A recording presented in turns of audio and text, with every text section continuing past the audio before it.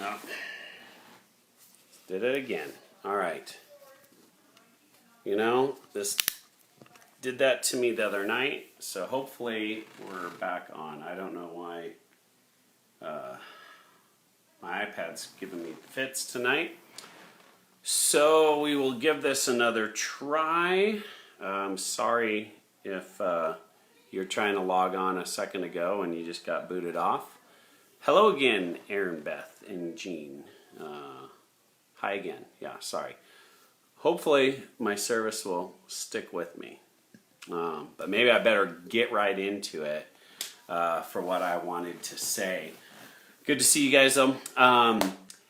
So, this week I just decided to call this week Tree Devotionals with Pastor Ken.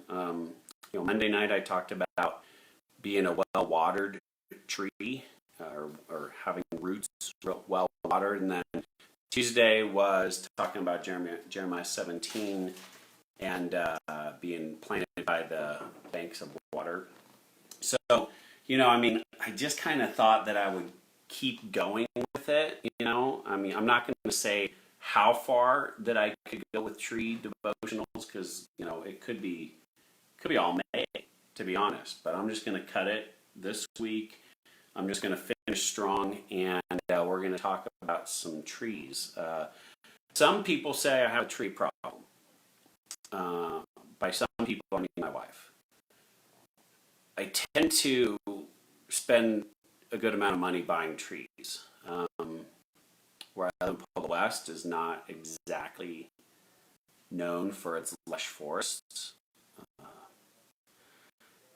In my house here, we have about 1.5 acres, and I would say I have about 54 trees that are alive and that I'm hoping are going to be alive. I kind of did a little walk around all the trees this evening, and some of them have not leafed out yet, and I'm a little bit concerned that freeze we had a couple of weeks ago may have done some in.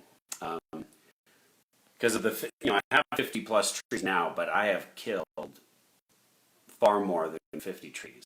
There have been many casualties in my yard. So that's all just upfront information that you need to know.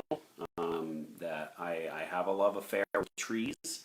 Sometimes it's a little bit of a rocky road, though, getting trees to live. So, it's just part of the plight. Anyways, trees, yeah.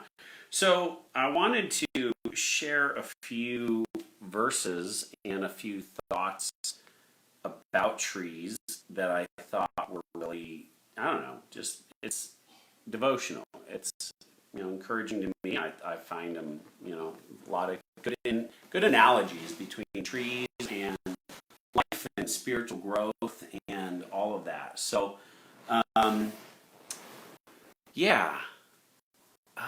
So anyways, there's 4 times in the book of Proverbs that, at least in the NLT version, that it mentions things being a tree of life. 4 different things. Proverbs 3:18 says that wisdom is a tree of life to those who embrace her.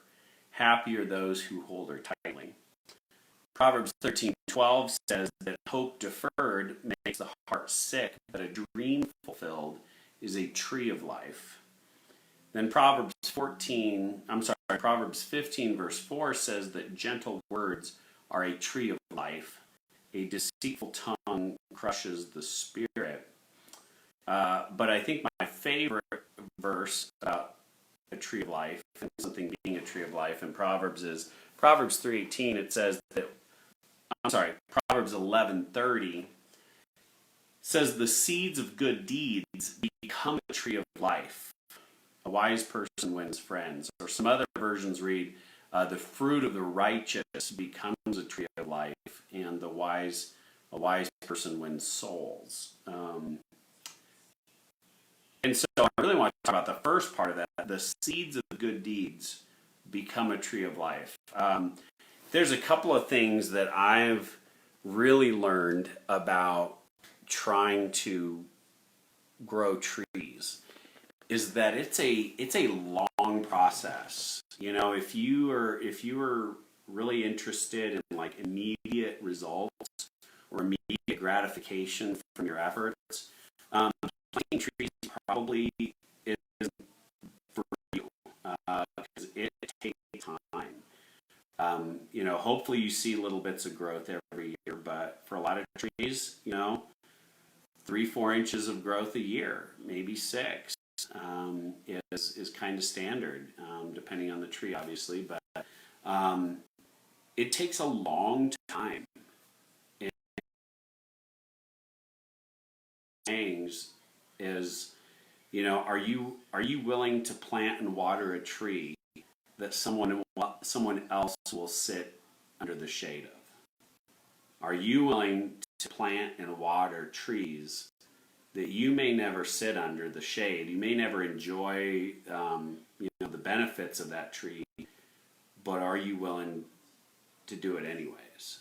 And are you willing to put in that work and that effort so that someone else down the road will be able to enjoy that?